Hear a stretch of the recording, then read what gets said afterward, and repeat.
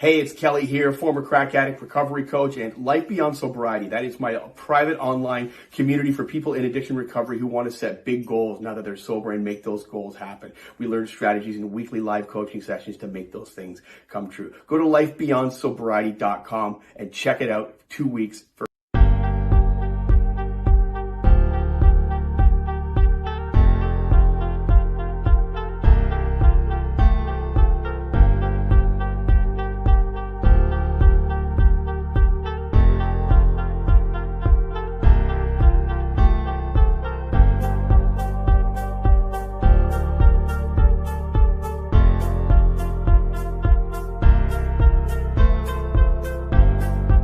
Hey, it's Kelly here, former crack addict, recovery coach, and Life Beyond Sobriety. That is my private online community for people in addiction recovery who want to set big goals now that they're sober and make those goals happen. We learn strategies in weekly live coaching sessions to make those things come true. Go to lifebeyondsobriety.com and check it out. 2 weeks for free.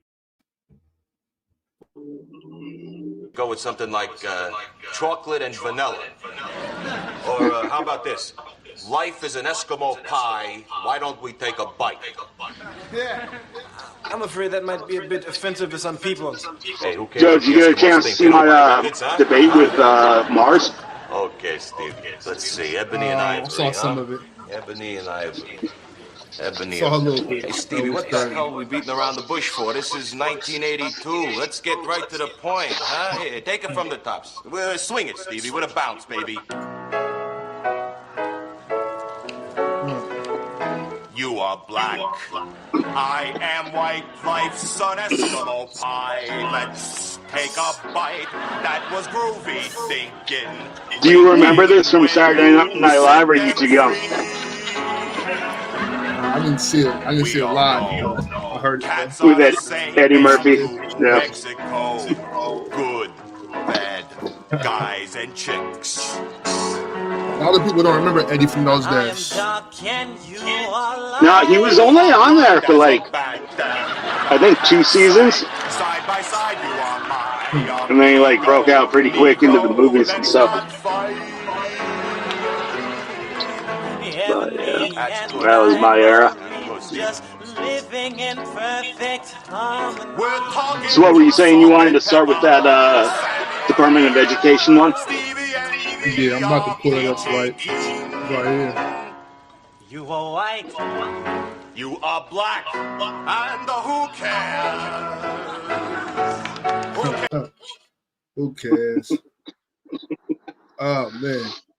Yo, what's up, y'all? Welcome to Big Ox in Pirates America. Y'all see the quote on the bottom. The quote hasn't changed. It's not gonna change anytime soon, man. Y'all get some rest. You can't buy energy. You gotta get some sleep. Yo, Pirate, what's the word? Chilling, man. I'm well fed. Just got my 2-piece feast from Church's Chicken, and yeah, I'm loaded with good solid calories now. So right on. We're gonna start the show with just talking about the children in general and what politics is doing to children, and or who's at more risk than the children. So I want to play something for y'all, because I've noticed, up here I'm living in other places in America. I've seen where parents are having less and less rights to know what their kids are learning, and not only that, having less and less say so in what their kids are learning. So I'm gonna play something for y'all real quick. Y'all let me know how y'all feel about this.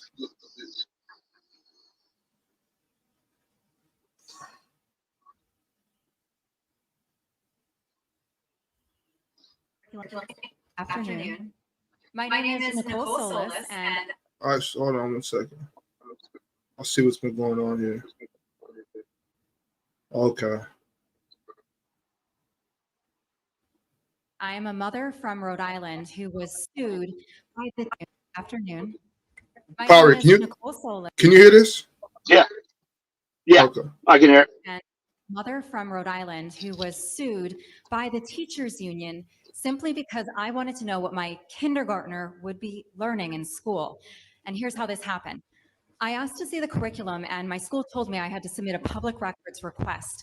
The curriculum wasn't posted online, and it wasn't available in a school district. Then I asked them if they were teaching gender theory, and they told me that they don't call children boys and girls, and they embed the values of gender identity into every classroom, including kindergarten, and they didn't want to answer any of my questions further. They told me that they would communicate with me only through public records requests, and that is the only way I could get my questions answered. And when I did submit the public records request that they told me to submit, and I submitted hundreds because I had hundreds of questions, my school board then put my name on the agenda of a public school board meeting and held a public school board meeting to discuss suing me for submitting the request that they told me to submit. In a 5-hour-long school board meeting, they openly debated my moral character, my political motivations. They said that I was causing chaos, wreaking havoc, harming the district, harming children. One school board member even said she felt unsafe and started to cry because, as you see, I'm really scary standing here right now. And they really just tarred and feathered me for asking questions. And they had never met me before. And this was the first school board meeting that I had ever been to in my life. They wanted to send a message to other parents that if you ask questions, they will come after you. Well, at the end of this meeting, they decided that they wouldn't sue me for asking questions because they never intended on actually suing me. They just wanted to publicly humiliate me in a school board meeting that was a show trial. And when that happened, then the teachers union, the largest teachers union in the country, the NEA, did file a lawsuit against me to bully me and harass me with frivolous litigation and to send a message to other parents that if you ask questions about public education, they will come after you. What are your thoughts on this? I mean, this is one of the things that I hate, just like top down. I hate top down control. And I personally, I am not a big fan of public education writ large. I think it's one of those things where you just throw out the words and it sounds good. It's like public education. What is public education? Public education is just the state in charge of educating your children. And I mean, I know we're both on the West Coast. I'm in California now. You're up in Portland, right? Portland, yeah. Yeah. So, I mean, a lot of the mentality out here is just shifting so much of the control away from the family. This whole, the last decade or so, this transgender movement, and it filtering all the way down younger and younger to I think me and you were both pretty big into freedom, individual freedom. If you're an adult,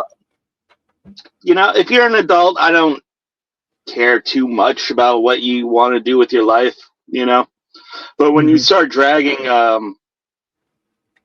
little kids, a lot of them haven't even hit puberty yet, and and they're focusing so much attention on gender and sexuality with children, and then they're telling the parents that they don't have a say in any of this. So for this particular case, what we just saw, I'm with B Jones in the chat. I 100% know that she's not telling the whole story. Like, I know for a fact that lady at the podium, that she is leaving out some things on her side. I just know it. I can feel it in my bones. She probably is. With that being said, I don't care. I feel like I should be allowed to do a little much. I should be able to do a little extra when you're keeping things away from me as far as what's going on with my kid at the schoolhouse. When my kid goes to school, you shouldn't be keeping things away from me as far as what are you teaching my kid? What are you showing my kid? What are you introducing my kid to? You know what I mean? I personally, Pirate, I have my son is in the 3rd grade now. He's going into the 3rd grade. He'll be starting the 3rd grade in a couple of weeks. I know he has a kid in his class that was once Eli, who is now Elizabeth. And that was something that happened in the first grade and continued on into the second grade. And I remember in the first grade that my son's teacher actually told his mom, like, that my son kind of was, showed that he was a little upset about it because this was a kid that he was friends with, played with. And mind you, I always told my son after I found out about it, I said, well, we're not going to treat this child any different. You know what I'm saying? Like, don't get involved with picking on the kid or being mean to the kid or whatever. You know what I'm saying? But that you're, what's going on. He said, yeah, he's like, I don't understand it because, like, I'm a boy and I'm always going to be a boy. You know what I'm saying? Things like that. And so I'm not worried about that with my son. I'm just kind of like, I grew up in a time where probably I'm just going to say that's weird as fuck. Yeah.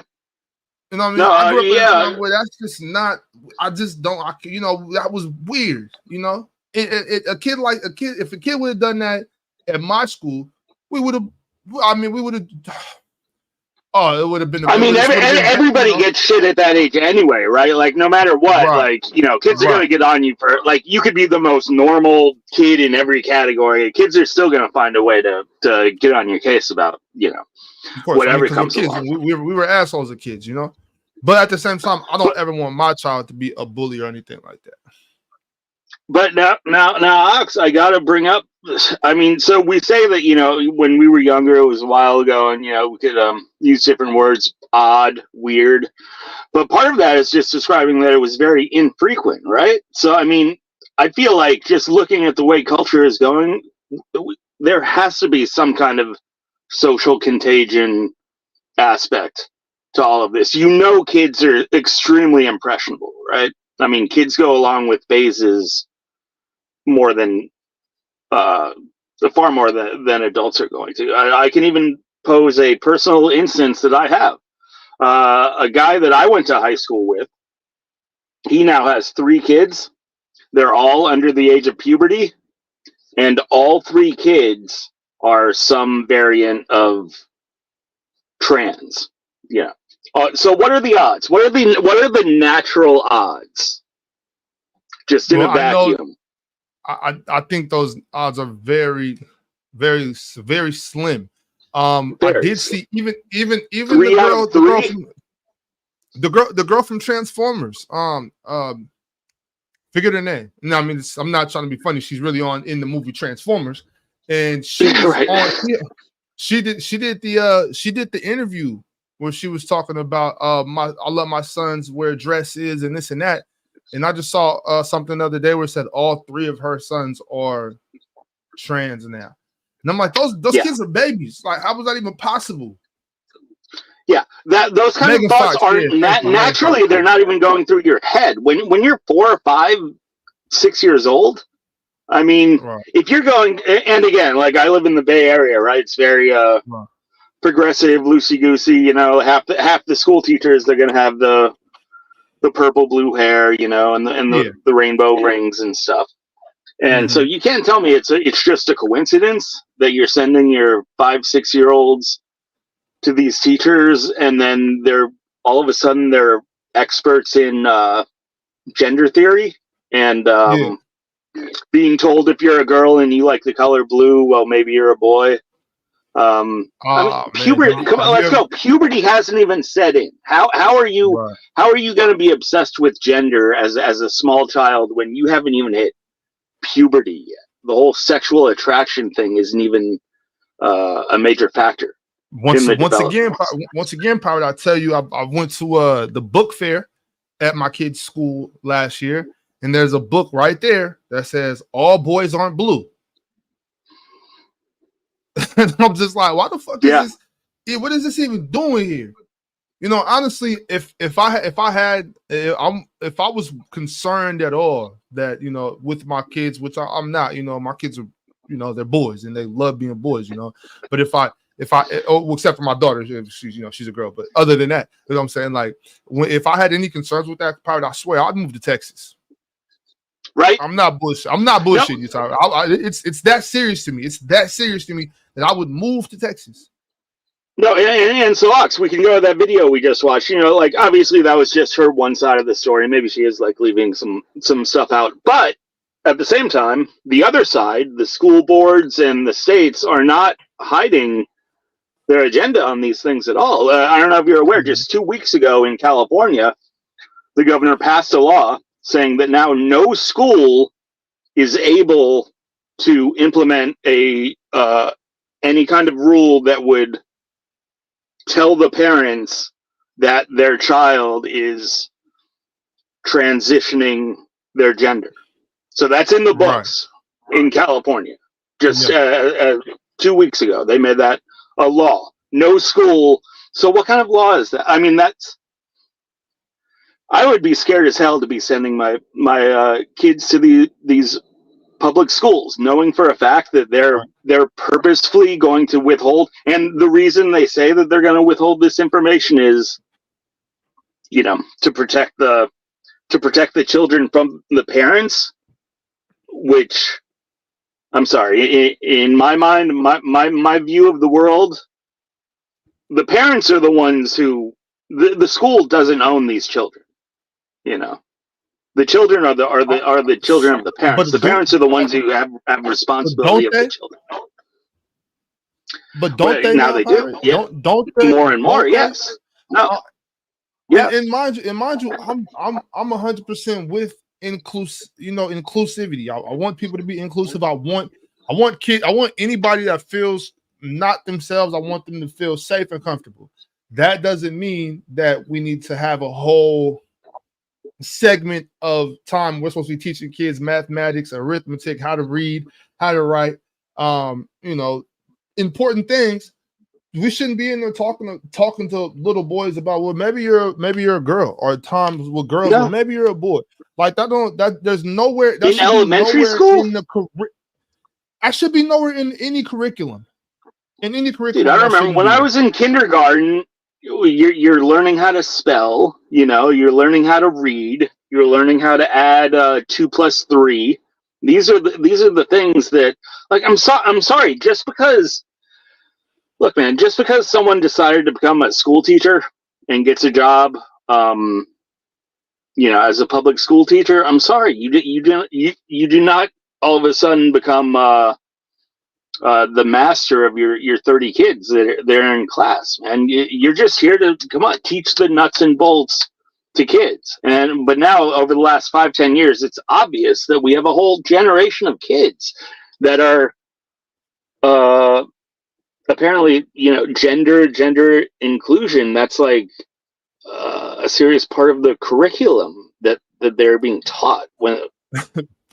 Probably when I tell you I went back to take a couple classes at a junior college in Shasta College in Reading.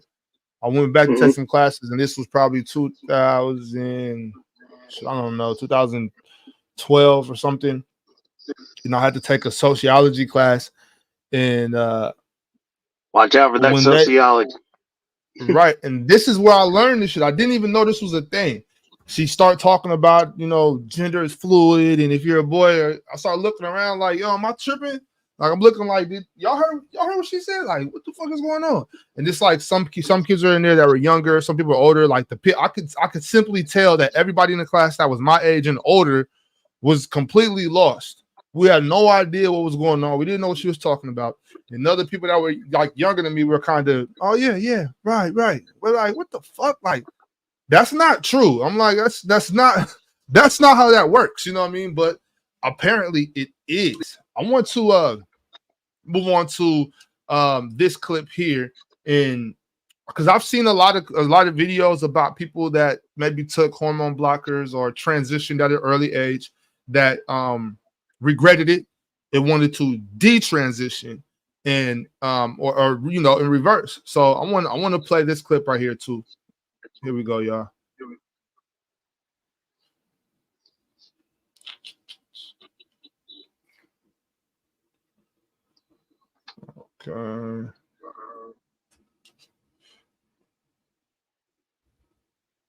When Christina Heinemann was 18, she believed she was transgender. She made an appointment to Planned Parenthood, and after a 30-minute visit, a nurse prescribed her testosterone. At 19, she had a double mastectomy. Then, weeks later, she realized she made a terrible mistake. Now, 20 years old, she's suing the organization.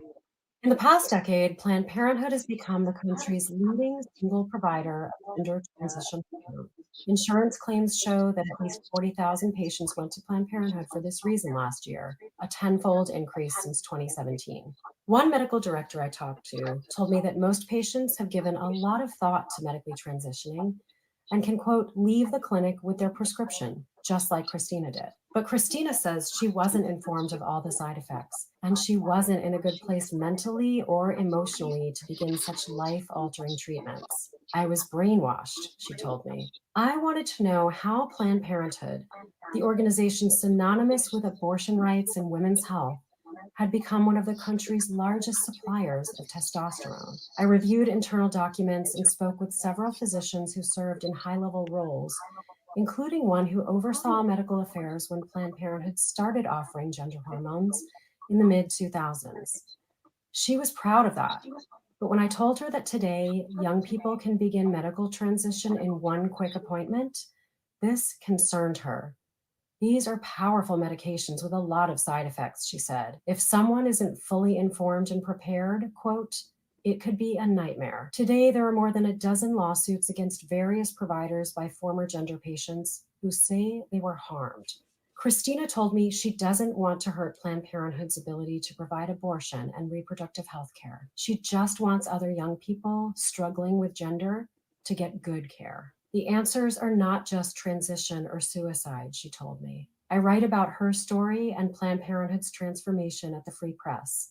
You can read it at thefp.com.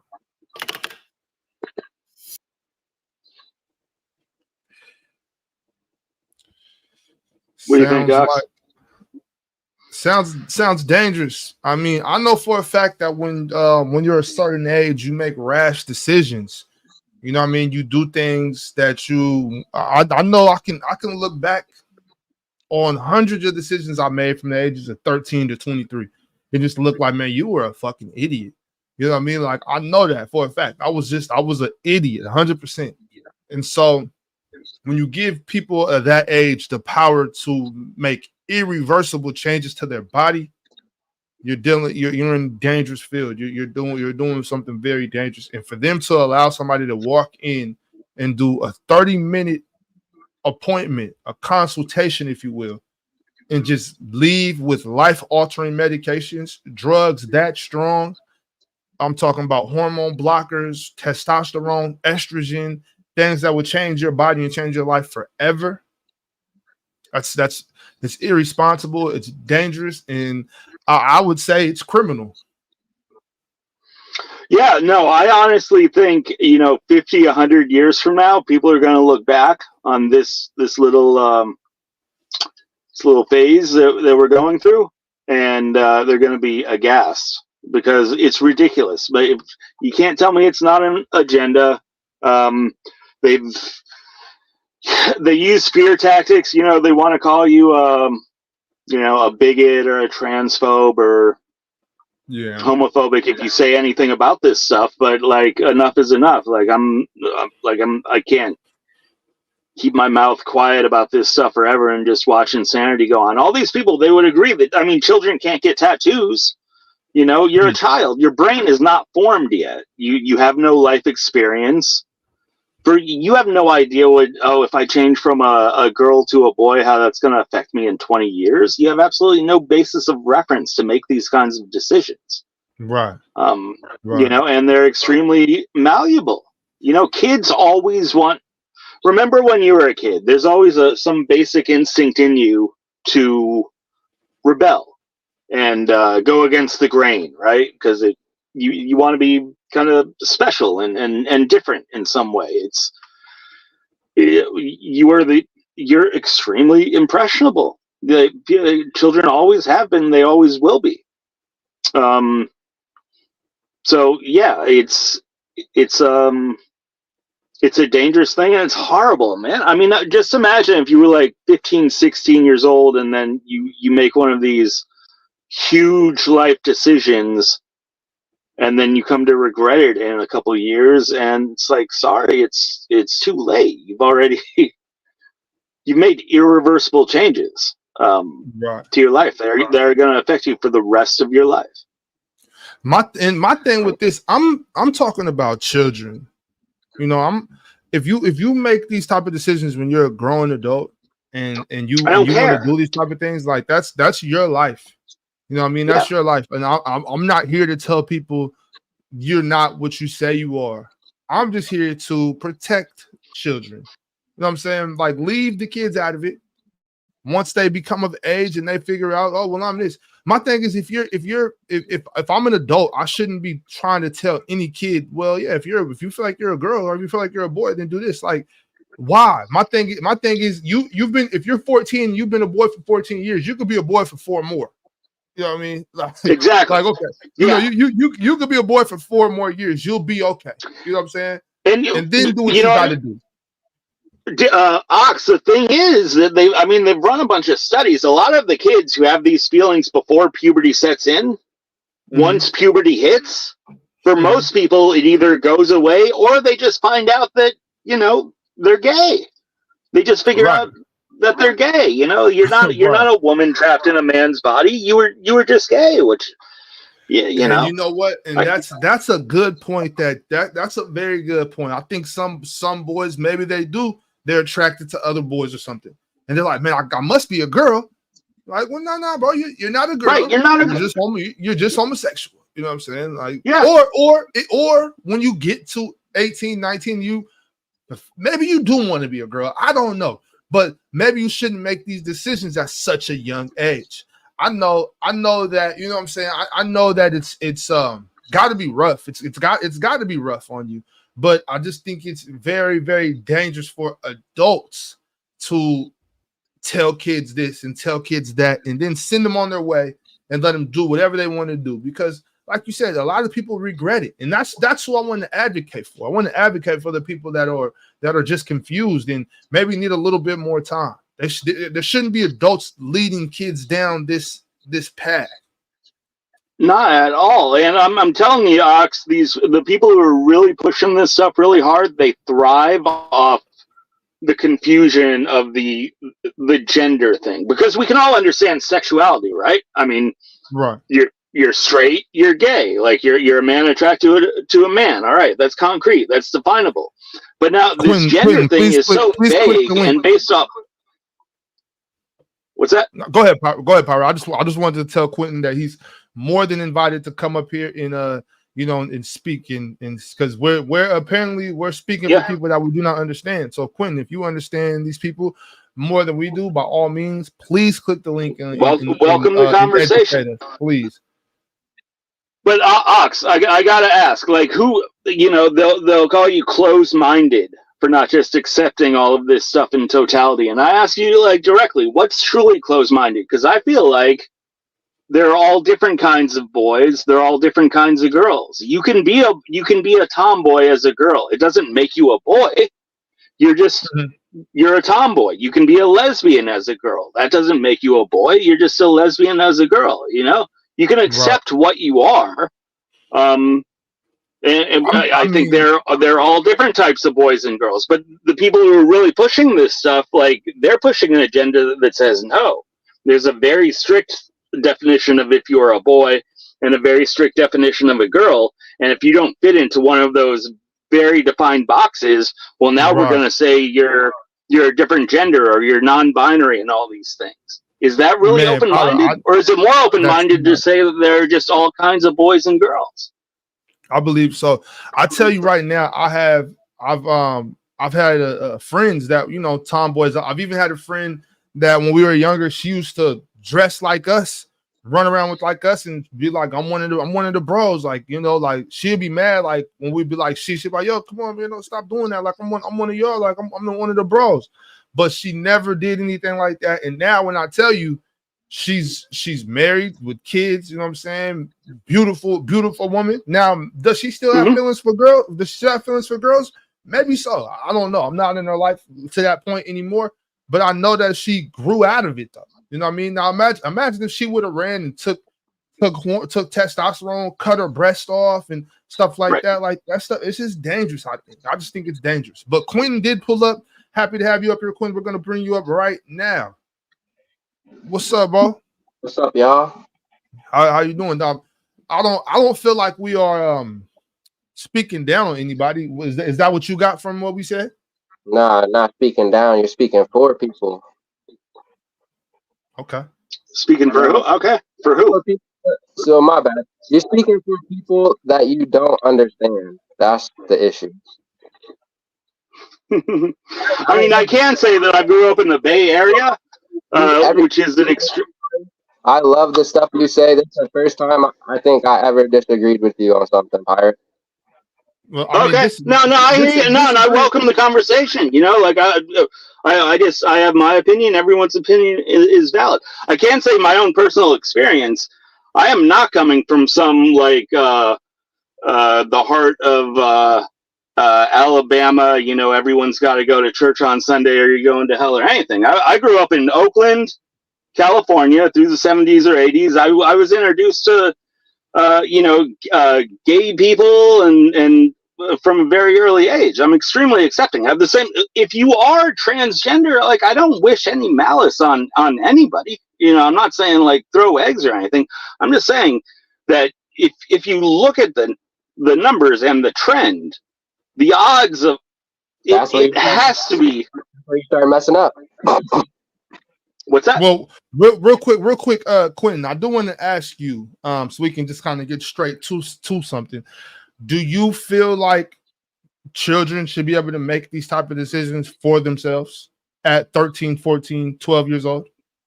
Yeah, see, so when you say children, I'm glad you specified 12, 13, 14. So I think that is definitely an age to start thinking about stuff. Like you may start thinking about stuff like that. I'm not an expert. I don't know anything about this, but I would say 12, 13. No, of course, as a parent, I am a parent. I would never let my kid take something like hormone blockers or testosterone.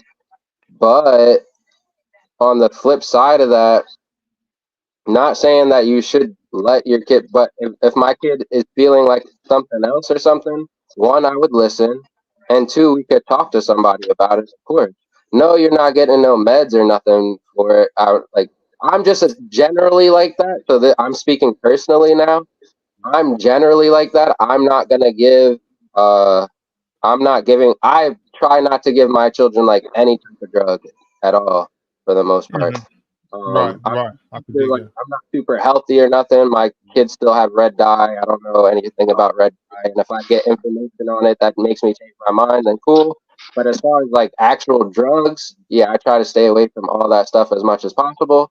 So like, of course, no, we're not taking no hormone blockers or testosterone. But if you feel like you're a different gender, yeah, we definitely got to talk about that. I'm not shutting it down because. And we could go see a psychiatrist or something or whatever, or a psychologist or something. We could go do that. But the reason I'm not shooting it down is because I read an article one day, and it really not to say like anything in the article is true or false, but it really opened my mind. That's what I read and do stuff for, is just to open my mind a little bit to a concept I just never thought about. So the article was saying how people don't understand gender, and how gender really isn't just two things.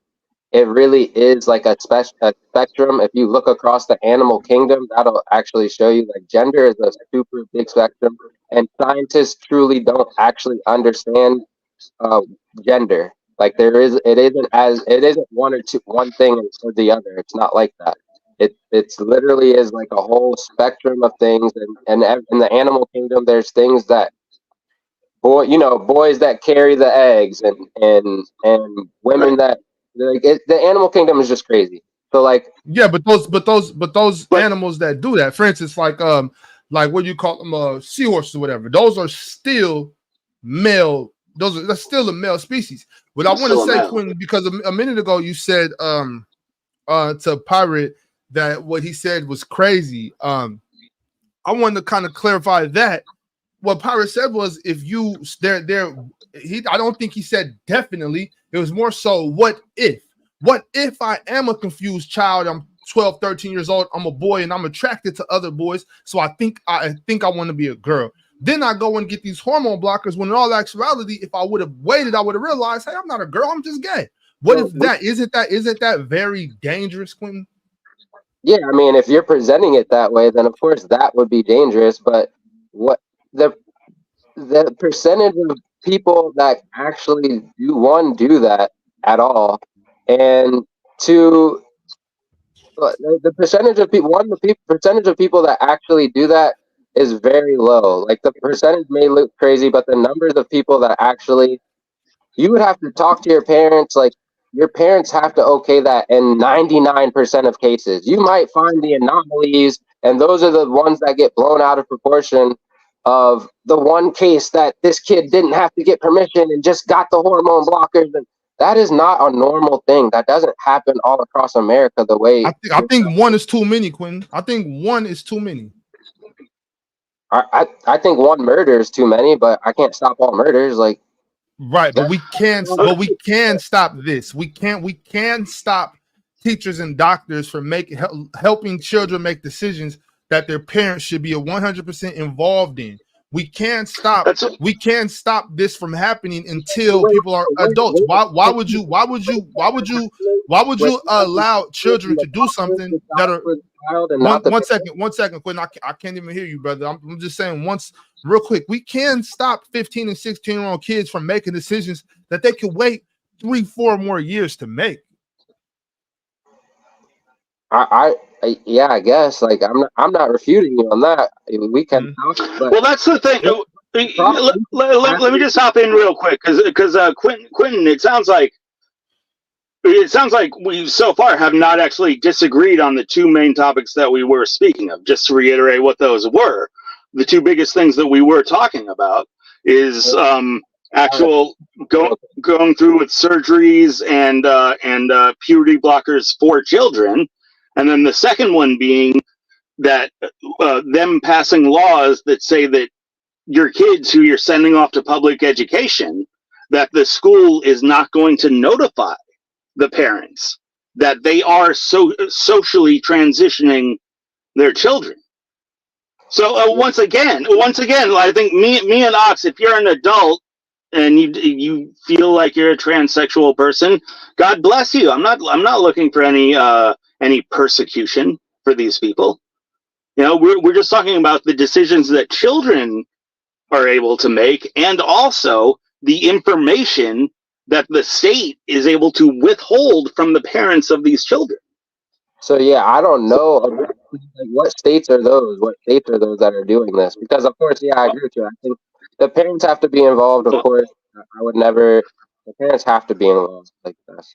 Well, that's what we're talking about, Quinton. I'm telling you, just 2 to 3 weeks ago, California passed a law saying that now no school is allowed, public or private, no school is allowed to pass a rule to notify the parents if their children are being socially transitioned at school.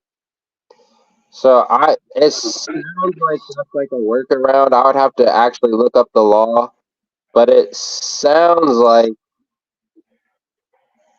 you can, like, the parents still can be notified. It's just that the school can't make a rule about it.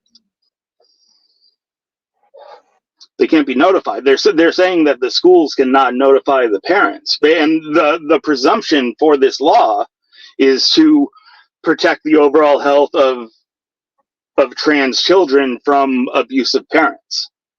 That's the rationale. Crazy. I don't know how that would. I doubt. I don't know what the numbers are in trans kids getting abused by their parents. That's probably a crazy law. So that would be a crazy law. I would have to look it up for myself and see it. But of course, right. Yeah, no, I don't agree with that law. But I do feel like you can know you're transgender from a child. If you can know you're gay from a child, why can't you know you're transgender from a child?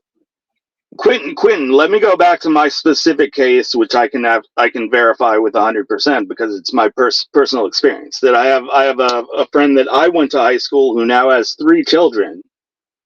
All 3 are under the age of puberty. All 3 call themselves either trans or non-binary. One of them calls themselves non-binary. The other 2 call themselves trans.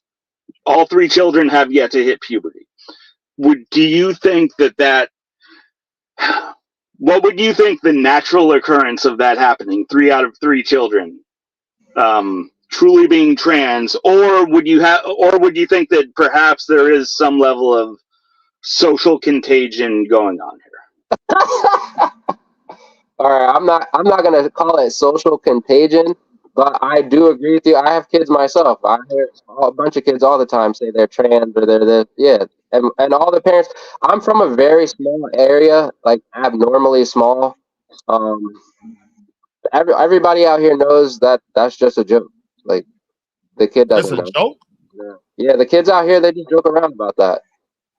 Where you? Where? What do you mean? Mind asking, where you? Like, what area you live in? Yeah. You said Pennsylvania. Where is it? Central Pennsylvania. Okay. Yeah. Like I said, I've never. Even where I live in Portland, a place where it's pretty common. You know what I'm saying? For you to see, people in the LGBTQ community, queer folk, transgender people. It's very common. No big deal here, obviously. I've never heard anybody joke like that. I don't really think that's a funny joke, but I mean, if that's what the kids are doing nowadays, whatever. Like I said, I'm seeing things that I didn't see when I was a child, and I grew up 30 years ago. So I'm sorry. We're the same age, and these kids are 10 years old. Right. And I think that's just different. Those are things that we would never joke about. I would never. But these little kids when I was a kid, I'm sure my dad heard me say something. He's like, "Yo, I would never say something like that." Like every generation is like that. Right. Well, Quinton, I really do appreciate you coming up, speaking your piece. Do you have anything else? Maybe any other points you want to get off? Just the fact that you can. I think while of course I'm not giving no kid any drugs or anything. I'm not doing any type of surgery. If you for sure, if you think you're a different gender, I'll go along with it for a little while if that's what you need me to do. I've had when I was young, my little sister, she like wouldn't go by her first name. Like she wanted to be by her best friend's name as like Shauna or something. I don't know, some crazy name, and like she like would only answer to that, and like whatever, we just went with it for a little while. She grew out of it, so I understand like some kids, they may be just joking around or they're just playing a game, so we could go with it for a little while. But some people really do know from a young age that there's something else. Of course, you can make those other decisions when you're adult. For now, we can say you're a girl, but if you're a boy, like we're gonna go around. You're gonna play boy sports. There's nothing we can do about that. You got to play boy sports. You got to do all the boy stuff, even if you feel like you're a girl.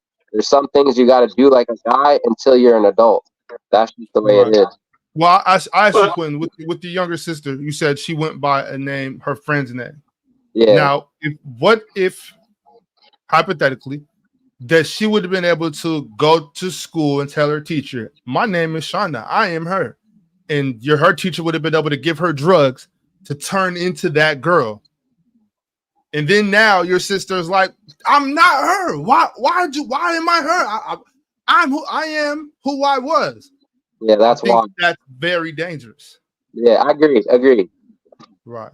Well, can I toss one more thing for Quinton? Because I've grown up in the Bay Area. I have a ton of very liberal friends who have dived down this gender theory well, and I know a lot of it's kind of it ends up in a silly place. Let me just propose this to you. Once you start thinking in this whole gender is a spectrum type thing, right? To have a spectrum, you have to have 2 well-defined poles, right? Otherwise, there is no spectrum. So let me propose the people who are saying that they're the most open-minded and that we have to think on this gender spectrum, they are actually the people who are saying that there is a rigid definition of male and a rigid definition of female, and that this spectrum exists in the middle. Where I say biology is biology, you are a male and female, and males and females can exist in any different way. You can be a female and like the color blue and like playing with trucks and like sports and like getting dirty in the mud. You can be a boy who likes flowers, and likes the color pink and likes poetry. Like, my position is that to think on this gender spectrum, you are the ones who are actually telling the world what it means to be a man and what it means to be a woman, going off historic norms. And it doesn't have to be that. It's counterintuitive. But to go down this rabbit hole of gender spectrum, you are actually the ones who are being the most conservative in defining what a man is and what a woman is. And if you don't exist in this predefined mode, now you exist on some spectrum. I would just suggest that. I respect that for sure. I would tweak what you're saying a little bit, because it's not necessarily that you're a male or female. For me, I don't like labels, so I just get rid of the labels. And when you say it's a spectrum, so you're just either, when you talk about those poles, it's not. I'm saying it's not a spectrum at all. It doesn't exist. You were just a male. You were just a male or a woman, and you are what you are. In the poles, this is just one extreme, and this is just another extreme. It's still a spectrum. There's no pole. Like, there's because you just created it on this side or extremely on that side. So as humans, we're typically, not normally, we are typically born on the extremes. And so that's why we take it as gender. We are, most of us are on the extremes. There are hermaphrodites and people that are born different ways. That's just rare. It's just not typical. Typically for our species, we're born on the extremes. That's just life for us. But some people are not. Some people are born with both. Some people. But we all perfectly agree. But I'm saying I agree. Like, a woman or a man can come out in an infinite variety of ways. And that doesn't mean you're existing on some spectrum of gender. It just means you are one of the million iterations of either a boy or a girl. And that's okay. You can be happy with yourself the way that you are. That's the problem with labels, because I would just call what you're saying. I say we're saying the same thing. I mean, we kind of are, but it's different angles. But at the same time, that was good stuff. I agree with what you're saying. Yeah, no, good to hear from you. So appreciate you, Quinton. Yeah, that's good stuff. It's always good to hear from I would say different angles, but I honestly think we were all three kind of coming from the same. I think we agreed on the main things, Right. Yeah. Yeah. I like, once again, I don't care what grown adults do. I don't care what grown folks do. That's it. As long as it doesn't hurt someone else. Tank Jones says my issue is niggas making up pronouns. No, the pronoun. That's what I'm saying. So one of these kids that I know, they changed their pronouns to zir. One of these neo pronouns where. Yeah, I don't know, because it just goes against everything we learned in English class. Like, they or them is multiple people. So no, yeah. And honestly, it goes against freedom of speech, because the whole deal with pronouns are one of the parts of language that you don't say yourself. Pronouns are the words that other people use to describe you. So when you say that your pronouns are XYZ, that means that you're telling other people what they have to say. It's not your own personal freedom of speech. It's you dictating what. I'm sorry to break it to you, brother, but there is no freedom of speech. Let me tell you what I mean. In most parts of the world, there isn't. People need to start respecting the freedom of speech we do have in America. I think we had a couple of clips on there about what's going on in some of the other parts of the world, but you would be surprised at how limited speech is in a lot of these other countries. It's really amazing. Right. Well, Tim Waltz is here to let you know. I think we need to push back on this. There's no guarantee to free speech on misinformation or hate speech, and especially around our democracy.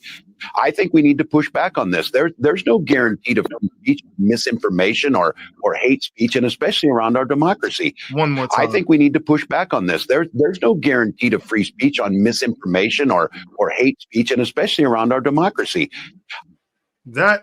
Yes, there is, motherfucker. It's called the First Amendment. There actually is fucking guarantee against it, you motherfucker.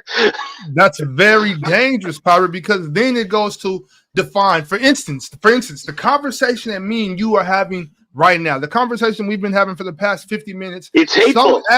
Some asshole could come up and say, that's hate speech. You're not allowed to say that. It's hateful misinformation. Now you go to jail. And that's what I'm saying. That's the way it is in many parts. In England, in Canada, that's how they look at it. Right. So for somebody that is in the government, at a very high ranking government official, to say that is very, very, very dangerous. There is freedom of, I feel like there is freedom of speech. You can say anything you want. I feel like I would preserve the freedom of speech for everybody on earth. For David Duke, for the Ku Klux Klan, Nazis, everybody should have freedom of speech. Now, if you're going around hurting people, if you're hurting somebody, putting your hand, physically harming somebody, that's way different. But just saying how you feel, speaking how you think, there is nothing wrong with that. It is a fundamental right.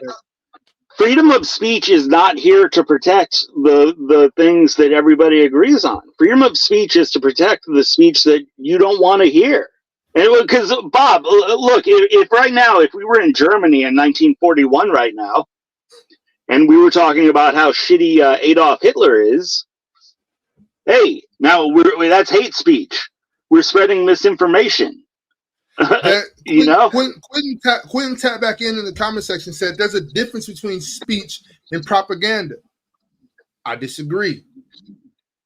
I feel like you should have the freedom of propaganda. Propaganda is just if it convinces you of something, but that's not your right or my right to say when something becomes propaganda. All right, I mean, right now there's I turn on the news, I hear 1,000 politicians say what I know is propaganda every day. I'm not going to say we need to start locking people up, and you better start saying what I want to say. That's such a dangerous road to go down. People don't understand. You can't envision laws like this, like in a utopia, like, oh, if we just get rid of all the nasty things, everything's going to be nice. You have to imagine like how your laws would run if tyrants were in charge of the country. And if you get rid of the laws that are going to curtail that kind of tyranny, I mean, just watch out what happens, 100%. 100%. There, like you mentioned, there are things going on in all over the world now. So I'm seeing videos of people getting arrested in England for posting things on the internet. Facebook. That's pretty dangerous. I don't chat. Let's put up a poll for chat. Put up a poll for chat. Should the police have the right to come to your door and take you off to jail for something you post on Facebook or Twitter? Yeah. Well, I can't say all that part. That's too long. But I'll okay. Well, Should you be arrested? I got you. Should you be arrested for social media? I guess. Right. For a social media post, yes or no?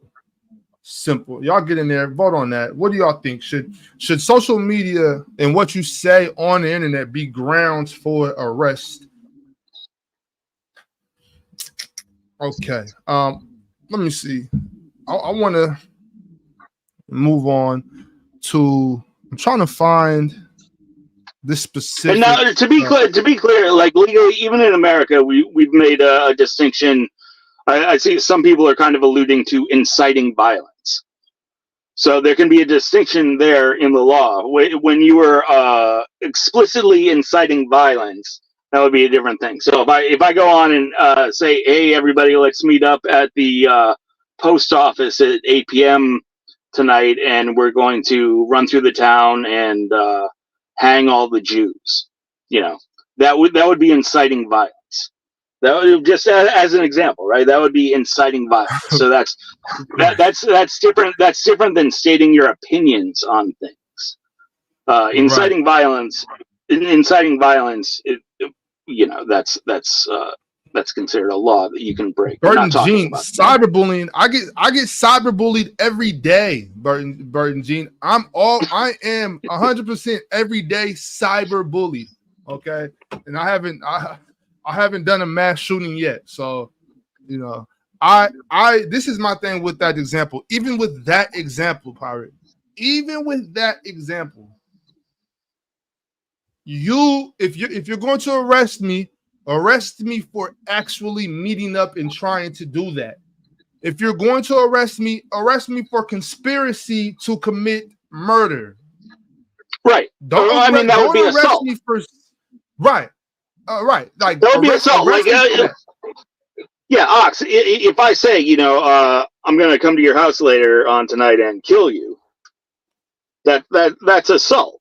That's not freedom of speech. That is a threat. So you're threatening the well-being of someone else. We're not talking about that. We're talking about opinions. Your opinions on the world, which everyone should have the freedom to voice your opinions. And again, that's real tolerance. You have to be willing to tolerate people who disagree with you and have an open marketplace of ideas. Because guess what? Sometimes you're not going to be right.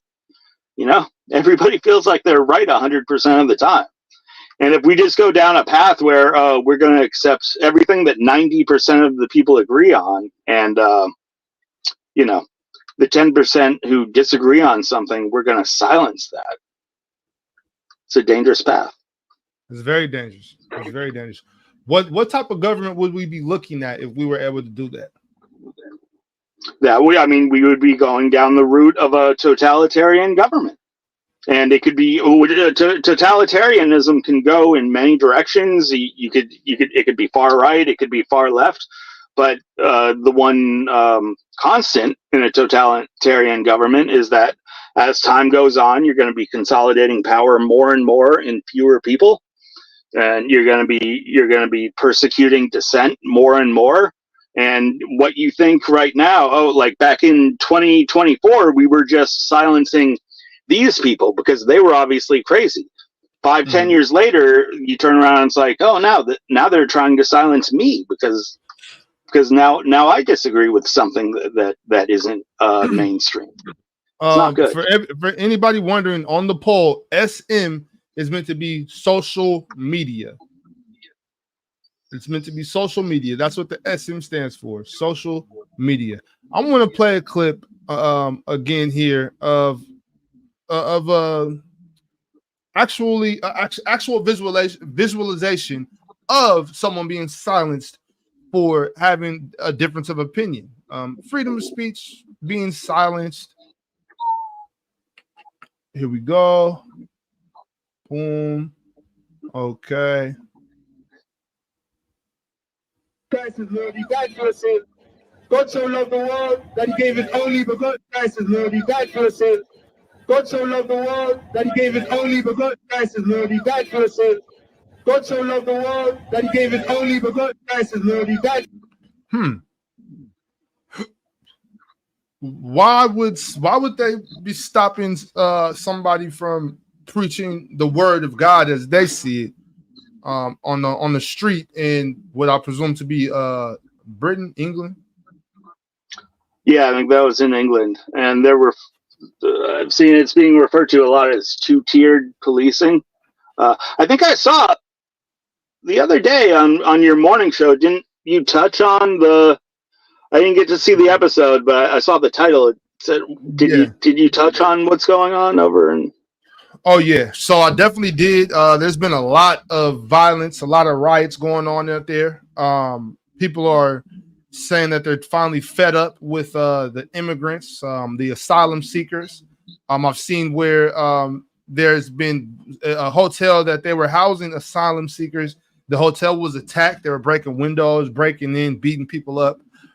There were 3 little girls that were stabbed to death at a Taylor Swift listening party or something like that, and the person that did it was presumed to be an immigrant, and I guess that was the final straw for people of and this wasn't just one place. This was in like 4 or 5 cities out there, and then afterwards I saw where there were people, immigrants, Muslims and whatnot, that they were getting together and were taken to the streets as well. So yeah, all over England. I tried to get Mars to pop up here with his opinion, but he doesn't have any. Mars could, the whole world could be burning down outside his window, and he'd be sitting there playing 2K. You wouldn't know. No, yeah. He said earlier in the chat that came up in the chat earlier. Actually, was Jalen Mars said in the something chat? to him. Not in this chat, in the chat, on the panel. And Jalen had said something like, "Aren't they rioting in your country or whatever?" And Mars said, "I don't know. I don't go outside."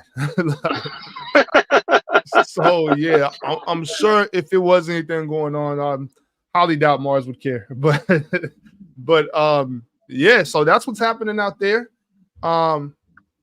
It's dangerous times right now. Dangerous times. Yeah, I mean, I don't know. It kind of leads into, if you wanted to, touch on the border, immigration, what it means for the world, for a nation, all that kind of stuff. It's crazy because, I mean, obviously we have people have more mobility now than ever before in history, right? I mean, you're able to hop on planes, trains, boats, right, and move around in the world. Right. So, I mean, the world is so small now, Right. It's like I can be anywhere in the world in 14 hours. It doesn't take anything for me to. I can be in China before the sun comes up tomorrow. Right. So there's that. I do want to. Yeah. So, what have you seen as far as all that going on over there? And also, I want to ask you this, because I did on our show. I got a lot of brothers from New York, and I've been seeing a lot of things with migrants and asylum seekers being housed there. And what do you think? Do you think that we're in danger or on the verge of seeing something like that in America? Yeah, I think so. I mean, we have the largest border, contiguous border on Earth, between us and Mexico. We all know that very large numbers of immigrants are coming in, and it's a difference of, again, it's how these things are framed, where I believe a state, what makes a state is being able to protect your borders. It always has been. And there needs to be some assimilation when you go to a different country. Let's put it this way: I'm American, right? I was born in America. I can't speak French. I think it would be silly for me to expect to hop on a plane, fly over to France, and have them make me a French citizen and welcome me into the high society of France. That's just not the way the world works, I wouldn't expect it from China or France or Germany or Singapore or anywhere, I saw a clip, and I spoke on this other day too. I saw a clip where the It was I don't know if it was the Polish prime minister, but a high-ranking official in Poland said that we don't have that issue. We don't allow them in here. Under no circumstances are they allowing asylum seekers or immigrants from these Islamic countries. Although they did allow, I believe, 10,000 Ukrainian immigrants, and said that they're here and they're working and they're being a productive part of society, the economy or whatever. I believe this is a little racially motivated, of course, but he said that he said, I don't care if you call us nationalists, you call us racist, you call us whatever. I don't care. Our citizens expect us to not allow them in here? And since that's what our citizens expect and that's what our citizens want, we will not let them in here under no circumstance. He said not one. Yeah, I mean, different countries in Europe are taking different directions, and some are veering. They're starting to change the direction. Like I know Sweden had a massive influx, and they were very open and welcoming. And now they're starting to become more conservative with their immigration policies. But I don't know. I think it's only just imagine, like, honestly, would this be going down in Iran or Egypt or Sudan if they were getting massive waves of immigrants into their country that were having like drastic effects, and you can't say it doesn't have a drastic effect on the economy. You look at America. It's tens of millions of people. It really affects the lower to middle class. When you flood the market with lower to middle class workforce, that is inherently that's going to devalue the value of an American citizen who would be finding themselves in that position. So an American who goes to high school, graduates, maybe gets married. He's trains to be a painter or a plumber or something, and then you enter the workforce, and now there's a huge section of the population to fill in that gap. You're really setting up a perpetual lower class. I think people aren't giving full credit to or understanding how that is going to be permanent year after year, decade after decade. You're not we could if we could stabilize our own population and then sort out the economy, the lower to middle classes would have a higher standard of living because that competition wouldn't be there for the jobs. Right. And just to reiterate, that's what they were talking about. From what I said about Poland, they were talking about asylum seekers and refugees. That they don't want any of them to come to their country. Just to clarify what I was saying a minute ago. I sent the link out for anybody that wants to pop up and maybe speak on anything that me and Pirate went over today, from beginning to end. If anybody wants to come up, we'll give you guys a few more minutes to do that. I had one more clip I wanted to play, Pirate. If y'all will bear with me. It's been rough trying to get these lined up and have them make sure they come through in time. Where was it? Okay. All right, here we go.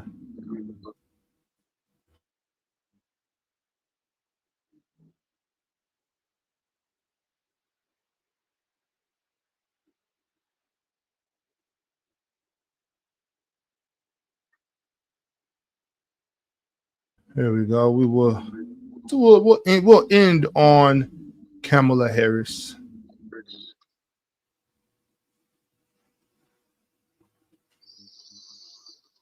Hold on, Kamala.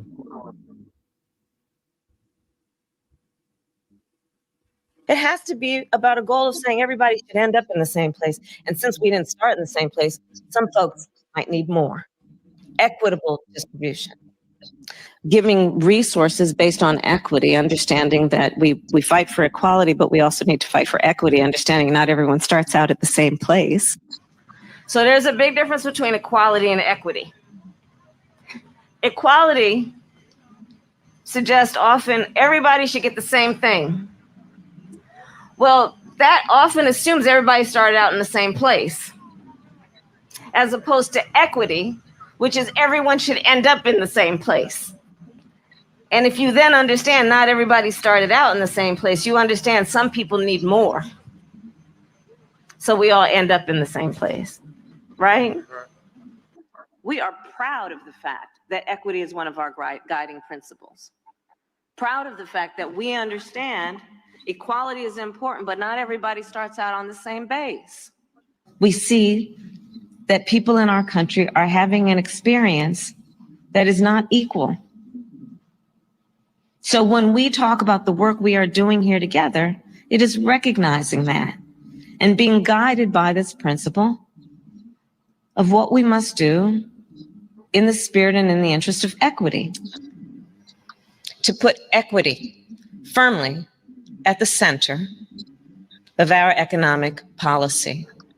But no, if you look at the reality of who will benefit from certain policies, when you take into account that they're not starting at the same place and they're not starting on equal footing, it will directly benefit Black children, Black families, Black homeowners.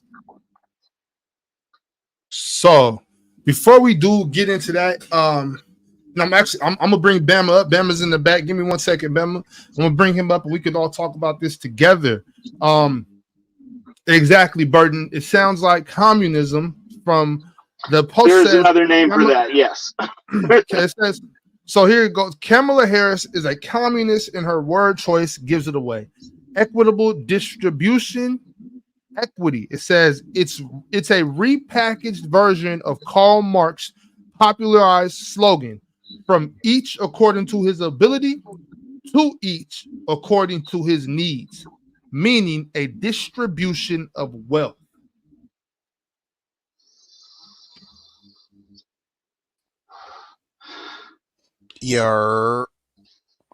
What's good, y'all? What's good, y'all? What's going on? I got Bama, got Fiend. What's going on? Before we do, hey, how's it going? What do we call this, and is this a good thing for America? Go ahead, Pirate. Yeah, I mean, I firmly don't think so. I think it's about as anti-American as you can possibly be. Like you said, someone in chat mentioned it. It's really just repackaged communism is essentially what you're talking about. If you want everybody to end up in the same place, there's no two ways about that. That's what that requires, is a complete controlled economy and complete control from the state top down to equalize everything. That it completely inhibits the freedom of the individual and the freedom of the economy, the freedom of every aspect of life, really. So if you go down that path, you're absolutely going down the path of a centralized state. That's the only way to achieve what she's talking about. It's the only way. Bama, you care to speak on this? I'm not really a big fan of her, bro. You already know this. Like what Pyre was saying, both is extreme. Like too much of something is bad anyway. But like where she going with it, I mean that's pretty much all Democratic presidents. That's like they beliefs anyway. But I don't want to get off on too far of a topic, but I don't know, bro. Like it's really tough to say because me, like how I think about the president too, bro. Like we don't even elect the president, so it's like it's hard for me to invest in it. You know what I'm saying? Like It's I don't know. Was good. Fiend, how you feel? How you feel about this? Yo, what's up? You hear me? Yep. Yeah, that's legit communism. Yeah. Yes. I know what she's on because like Kamala already trying to push for the younger audience, and she knows like if you pay attention to the younger side of social media right now, they're all trying to push communism because they're lazy as fuck. To be honest, we just lazy as fuck, Word. and nobody wants to Preach. do anything. Nobody wants to work, so everybody just want to do communism. So everybody gets participation award. Basically, everybody just want free shit. And she's pushing that basically. She's trying to get everybody free shit. Right. I think it's I think it's very dangerous what she's saying. I'm not a big fan of the haves watching the have-nots just starve to death. But at the same time, you cannot force people to feed other people. You know what I mean? And everybody ending up at the same place it's just so it's so naive. First of all, it's just naive. Like somebody got to win. Somebody got to win. And to even to insinuate that is just dangerous. It's dangerous, bro. No, yeah, I mean, I think the American formula has absolutely been what has worked, in my opinion, is a free market. You have a free market. You understand there will be winners and losers in open competition, and so you set up a secure enough safety net because you know that some people are gonna fall through the cracks. You try to have some trampoline to help people bounce back up into society.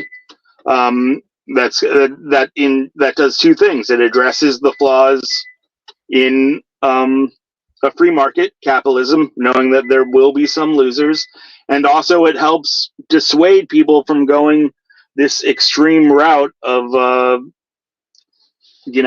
seriously endorsing communism and socialism. But it seems like over at least the last 10 or 15 years, like Bro said, the Democratic Party has really been going to the left so far that they're almost openly endorsing socialism, communism as a viable option to get, again, the young kids. When you're 17, 18, you're always going to be kind of attracted to the idea of, hey, let's all live together in perfect harmony, and like everybody gets everything, and it's all cool, and screw the businessman and all this stuff. I've heard a lot lately of people saying that, well, these people have too much. They have too much, and I don't necessarily disagree with that, but like the actual forced taking of somebody's money outside of just regular taxes that's just crazy to me. Like that's a crazy thought. I don't want to live in a country that's willing to do that. You know what I mean? Although I do see where it's like, yo, what you gonna do with all that money? You know what I'm saying? Like, you're not gonna do nothing with all that. You know what I'm saying? You could give up 10% of that and feed 1,000 families for years. You know what I mean? I'm aware of that, but you just can't just take something from somebody and give it to other people past, taxes and things like that, which I understand already exists. But my thing is, why don't we instead use some of this money that we're sending to Israel and Ukraine and use that money to feed our own citizens? Right. You know what I mean? That sounds like a better idea to me. Yeah. Can I say something? Yeah. That's what you're here for. Somebody in the comments said, not everybody wants to be cool to Kinsey. Some people don't want to work for nothing. So to be devil's advocate, I can also speak from that side because it's a fact that most people in the US can't afford to live. So I can also see from that side too, like where people would push for somebody like Kamala. If you're already like having less, it would directly benefit you to vote for someone like her. So I see where you would go for that. And like they said earlier, they said y'all really think this is communism. Not literally, but it's pushing in that direction. So that's all I was saying. I want to say this too. If any of y'all think that something's gonna change when she becomes president, don't be naive. Poor people are still gonna be poor if Kamala Harris is president. That's all I got to say about that. I would say some things would change that would not be good in the long run with this agenda. I mean, it's hard. It's hard to build up a number one economy, which we have. It's pretty easy to tear it down. And a lot of these initiatives, I don't know, man. Sometimes, a lot of the times, it's like you don't know what you got until it's gone. You know.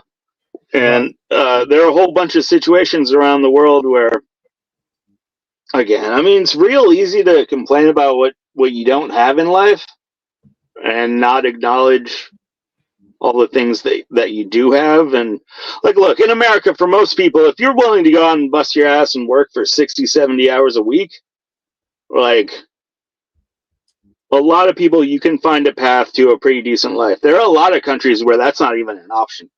You could do your best to try to go out and work for 60, 70 hours a week and climb the ladder, and there just isn't going to be 60, 70 hours of work week is crazy. Too. Yeah, but is it? I mean, Yes. it. But what's the alternative? Okay, well, what do you want? Do you want, like, are you proposing you want I've done that shift? That's not something that's sustainable, bro. That shit hurts you mentally. Like, even working a shift like that, bro. Like you can do something like that short term, but you cannot like just continuously do that and be sane. I'm gonna tell you that. I don't feel like anybody should have to work 60 hours a week and still struggle at all. No, I'm not saying you would have to, but I'm saying like that option is there for you. Or you could work 40 hours a week and in the regards of somebody that doesn't have nothing and is just expecting something, your ass need to get up and work 60 hours. At least do something in that regard. Now back to what you saying, Bob. If I am working 60 hours, I also shouldn't be living paycheck to paycheck. Right. I should be my overtime should be crazy. You know what I mean? I should be if I'm working 60 hours a week, that's because I'm killing the overtime. I'm stacking up some money. You know what I'm saying? I should be able to put money up. Yep.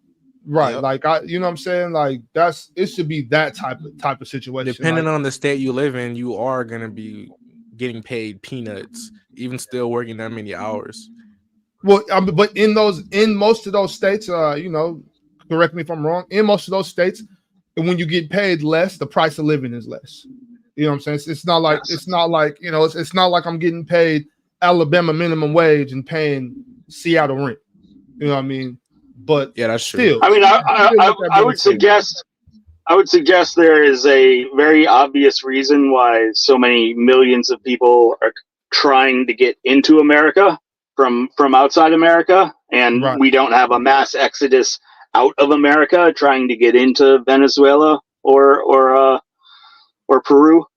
I mean, the numbers tell the truth. You know, your feet tell the truth, and there are millions of people from all around the world that would give their left arm to come to America, because again, I feel like Americans just have a. I don't combat that, Howard. I do not. All I'm saying is you shouldn't. The fact that we are in America, that we're here, and we are accustomed to this way of living. You know what I mean? I'm gonna speak from that angle. I'm gonna speak from that angle. There's no reason we should even still be having this type of talk. It shouldn't even have to come to this. Nate R dropped a super chat and said, Pirate's right. 3 billion people live on less than $2 a day. And that's terrible. Yes. That's terrible. Maybe America should stop going around the world liberating shit, you know? But Ox.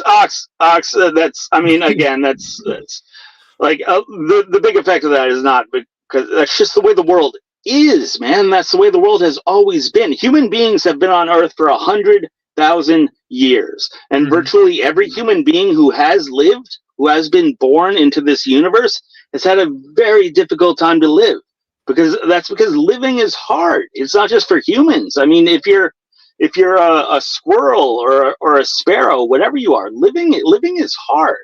Yeah, it's a hard thing. Now in America, our perception is a little skewed because we have the TV and the internet to see the Kardashians, and we wonder, well, how come the Kardashians have all these things and I don't have it? You know, and you start to really not appreciate what you do have. I think that's a very big issue, Power. What you just said right there, that is a very big issue. We watch reality TV shows.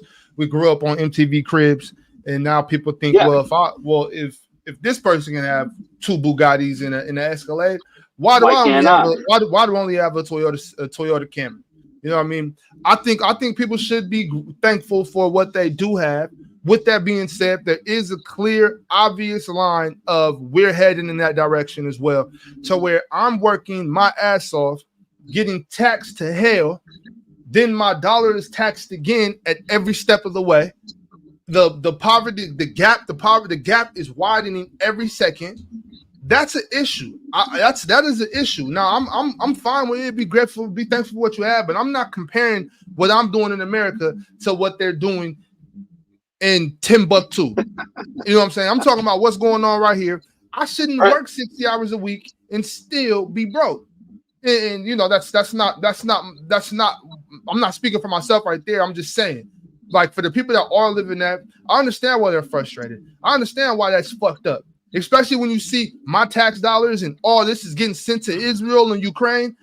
That's crazy to me. Why wouldn't that money go to starving kids in America? Well, I completely agree with that. And the actual amount you're getting paid really doesn't matter, right? Like, it wouldn't matter if you were getting paid $1 million an hour if a loaf of bread costs $2 million, right? Right. So it's like, you can't get hung up on the actual dollar value. But hell yeah, man, we're getting taxed. We're getting taxed to hell.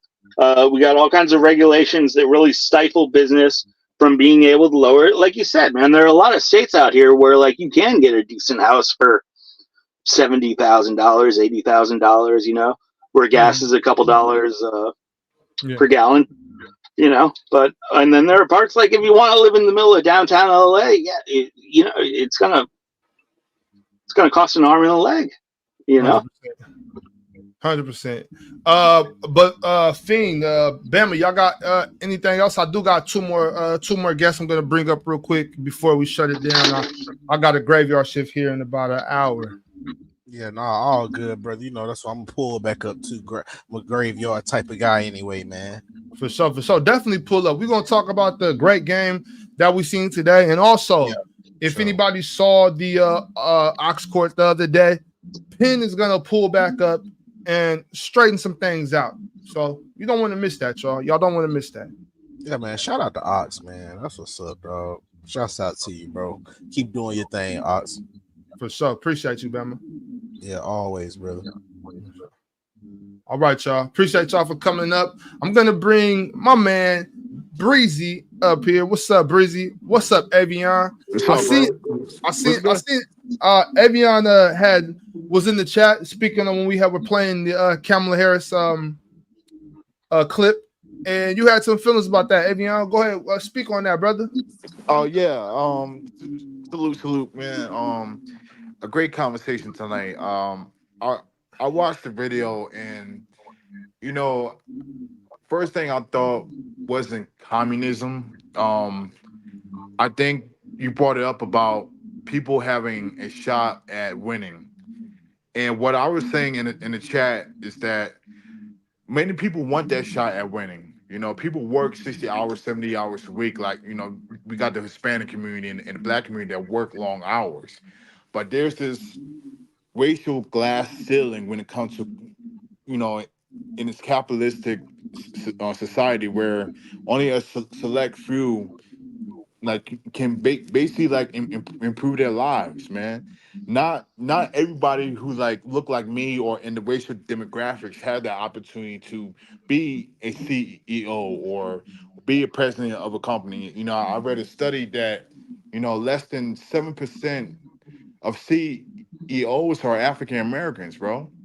And we've been busting our ass since in like the early 1900s, working these quote unquote 80 hours a day. I mean, a week. But we never saw no results because it's people who are in society that have like this invisible cap. You know what I'm saying? But other people, other communities have more of a, you know, have an easier access to improve their lives. You know, when I'm not trying to be too racial, but when I see people from like South Asia or East Asia come over here and get a head start and improve and, you know, and succeed to the top much faster than African Americans, I used to think, you know, are we all just lazy? You know what I'm saying? I used to have those thoughts like that. But then, you know, I started to take a look at the system, at, you know, these universities, these banks and stuff like that. Like, they're not really fucking with us. And that's by design, you know what I'm saying? But for me, I'm not a Republican or a Democrat. I just want to put that out there. I'm an independent. You know what I'm saying? But I think let me ask you this though. Is there anything that maybe certain groups of people are doing with their money that maybe other groups are generally are not? Is there other groups that understand putting you know, maybe work together, group economics as a way to provide their family with generational wealth? absolutely. You know, you got a lot of people, like, for example, a lot of people from East Asia, like, they're family oriented. You know, they got family Right. businesses that So that's into that stuff. But that's to my point, Avion. I feel like some of these groups from other countries aren't living the same way that I would say us. I would say a lot of us in America, black folks I'm speaking on, we do not practice black nationalism and group economics the way that I feel we should. And now I'm not saying that you're not telling the truth, Avion. We 100% have been pushed back, have been held back, and all those things you said are 100% true. But I do feel maybe we would see some differences if we work together and practice group economics, spent our dollar in our community, and instead of just passing out the money as soon as we get it. But we did see that back in the 70s and 60s and stuff, where we did invest back in our communities.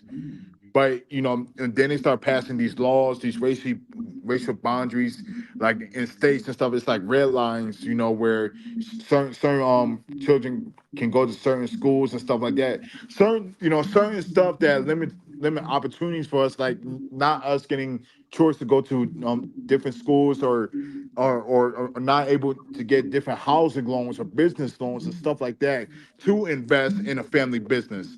Like, but somebody from East Asia or somebody like that, other minority, that have an opportunity to get those business loans and get those, you know, and get like a start like a family business. They have more of those opportunities than us. So that's the only thing I'm saying. Ox, I gotta say, it's not just Southeast Asia. If you look it up, legal immigrants from Africa, from the African continent, have a higher per capita income than white American citizens. Yeah, why is that? A lot of this is cultural. If you look at the average Nigerian makes more than the average white person because they work their ass off. I just used that because they work their ass off. Because I know a few of them, and they come over to, like I'm saying, you know, they come from a completely different situation.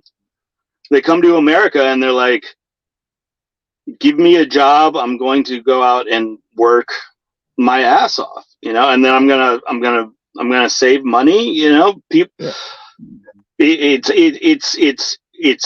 legal African immigrants. We all know that legal Asian immigrants from China and Japan, they have India and stuff. They have a different culture. They're very family oriented. They're very work oriented. They tend to do like 2-3 times the hours per week put into homework, you know, than the average American.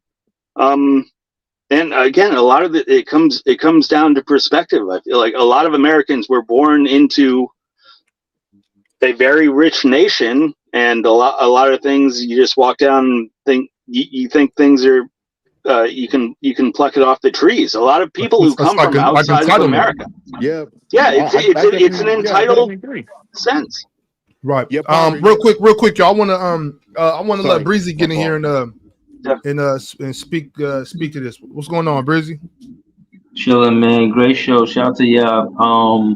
But to the talking points, yeah, I just think that back to what King said, you know, sometimes the government will help immigrants when they first get here and give them grants and loans. And Yeah. you know, I think our the African American demographic look kind of frowned on quote unquote government assistance, but there's a lot of demographics from different ethnicities that come here as quote unquote immigrants and get these same grants and loans and are able to build businesses, are able to pretty much take the head start that the government is giving them. It's not like they come in here and they just always have to work from zero to whatever.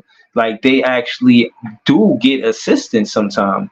And I just think that, you know, the African American community could privy each other to some of these grants that may be possible. And it's just being privy to certain information. Sometimes if a demographics isn't privy to information and you don't know about it, and then you hear about it and you upset that you didn't get the opportunity. But some of it, I think you do have to, well, not some of it, a lot of it, you have to do your own due diligence. You know what I'm saying? To find you know, first have it in you to want to succeed and win in life like that, but also realize that there is assistance and everybody doesn't just come to America, start from zero, and then they are where they are. And, you know, they like to say, oh, I'm a self-made millionaire. Everybody has help along the way. You know what I'm saying? And I just think that the African American community isn't always privy to the help they could be receiving. And that's because of financial literacy. You know, a lot of times we just uninformed or misinformed. And Can I jump back in there too, Breezy? yeah, I want to say something because you know me, Breezy. I'm here every day to hold us accountable. I'm holding us accountable, right? We be on these goddamn cell phones, iPads, laptops all day long. We are in the information era. The information is at our fingertips. If we want to know something, we will know it. There's no longer now. If we talk about the 70s, 80s, 90s, and before that, you 100%. I don't got nothing to say about that. But today, there's nothing we can't learn on this right here. There is nothing that we can't figure out right now. I can type up right now what kind of assistance could I receive if I'm yada yada yada, or if I'm from here, or if I'm this age, or if I'm a minority, or if I'm this or that. If I want to know it, boom, it'll be in front of my face within the next 5 minutes. No, absolutely. Now, does that mean that we're gonna get access to it? No. Does that mean that we're necessarily gonna get it? No. But as far as the learning of it, you know what I'm saying? The knowledge of, is it out there? We can figure it out for sure. And on top of that, we are for the most part, we're smart people. You know what I'm saying? We can figure these things out now. It's a lot of smart niggas. It's a lot of smart niggas that end up, still struggling. You know what I'm saying? It takes more than being smart. And Breeze, I think you hit it right on the head by these grants and stuff like that. You know what I'm saying? Like I said before, certain groups get opportunities and access that we don't get. You can be the smartest Negro, you can be the hard-working Negro, you can be all that all in one. But if there's a glass ceiling on what you can be or what you can access to, then there's at some point it becomes why. Yeah, but What I'm saying? Avion, but it's like, do you expect to be Steve Jobs? No, You know what I'm saying? Like, well, so what I'm saying, and I'm not saying, Yep. oh, you got this and that's good enough. No, that's not what I'm saying. All I'm saying is everybody's not going to make $1 million. Absolutely. So if you come from the gutter and you bring yourself up and you got yourself a good career, you figured out some things, you take care of your family, I think that's a hell of a thing to be able to do. That's nothing to look down on. And if you had to figure out if you started yourself a little company or something like that, that's nothing to look down on. I don't think we should be able to, oh, well, I didn't get to do this, I'm not a millionaire, this and that. Like, well, everybody's not going to be a millionaire. You know what I mean? Absolutely. Yes, I agree, but that's not. I'm 100% agree with you. Only thing I'm saying is, give me something to climb. Give me a chance to get that opportunity. That's all I'm saying. Give me a ladder. Give me a step stool or something. Don't take the chair underneath me when I'm trying to climb and then help my family out for the future. You know what I'm saying? I might not be a millionaire, but at least I can establish a legacy to where my children can become millionaires. You know what I'm saying? Right. That's the only thing I want. It's just a chance to get that Right. opportunity. You know what I'm saying? That's the only thing I'm saying. Right. I feel you on that. And I think all I'm saying is the knowledge is there though. We no longer have the excuse of financial illiteracy. It's out there. It's the knowledge is right at our fingertips. We no longer have the excuse. That's all. That's just my thing. We have it. It's in front of us every day. We're on our phones, our laptops, we're on our tablets and computers. My daughter know how to work computer better than I could when I was 23. You know what I'm saying? Yeah. We no longer have the excuse of I didn't know. Well, why didn't you know? Did you not seek the information? Yeah. That's just my thing. Fellas, if y'all got any more points y'all want to get off before you go, feel free to do it now.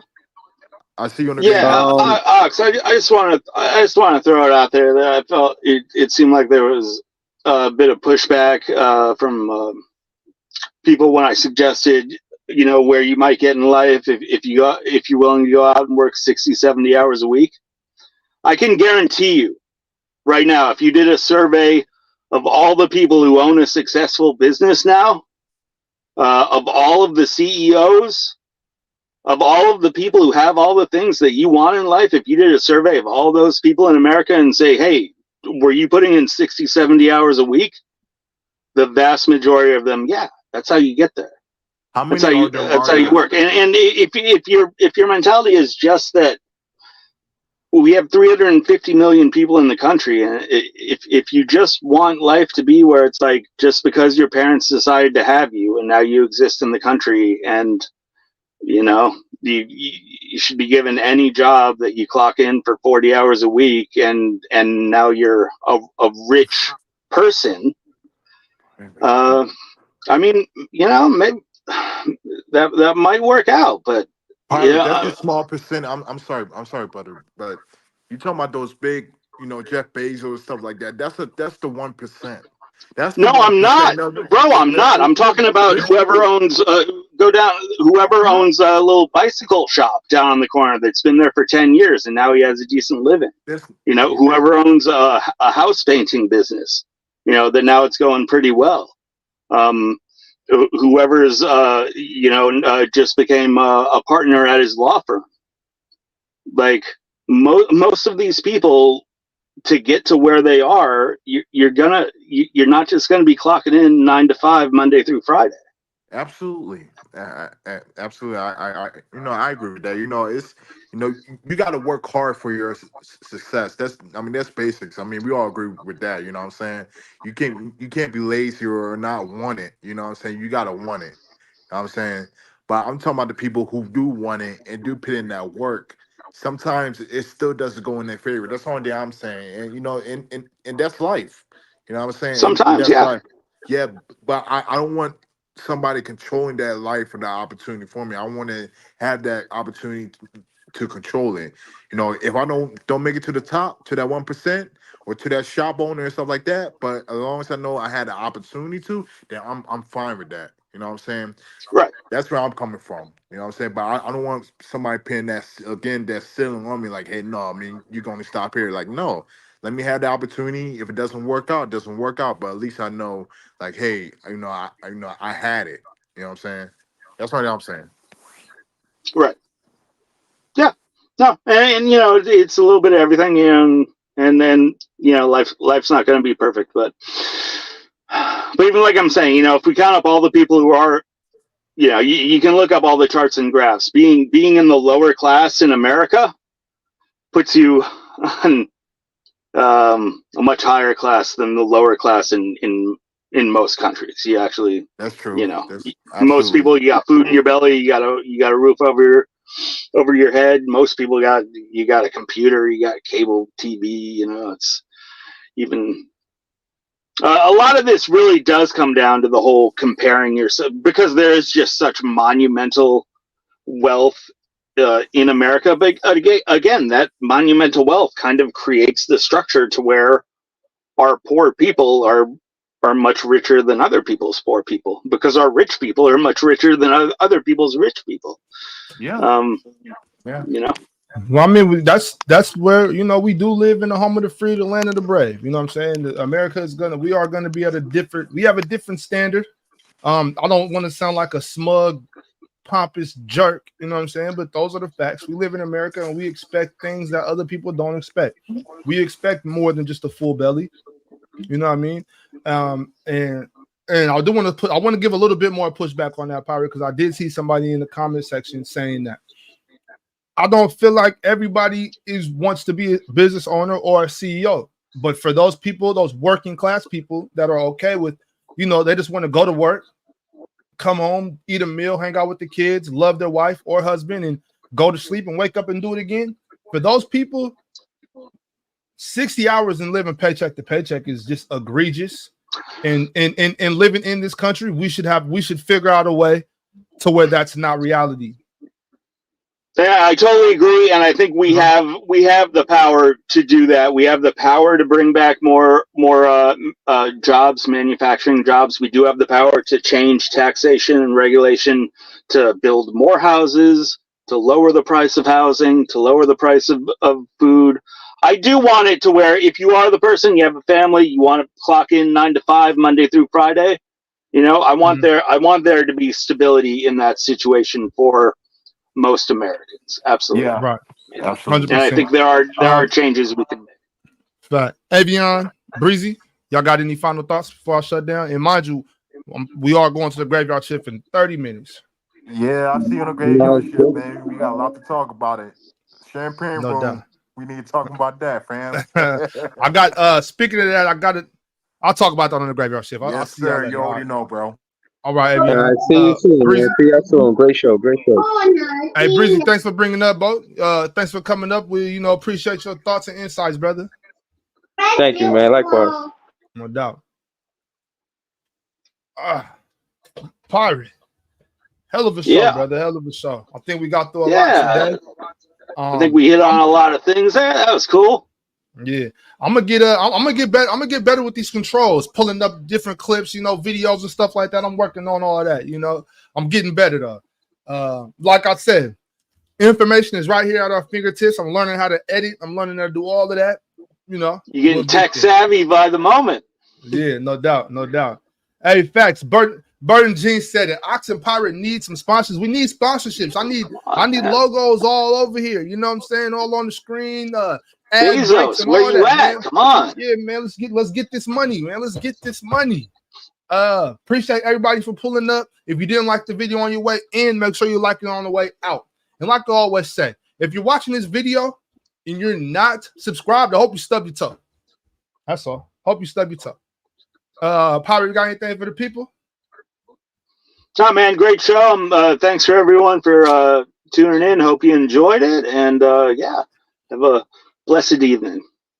No doubt. All right, y'all. Graveyard shift in 30 minutes. See y'all.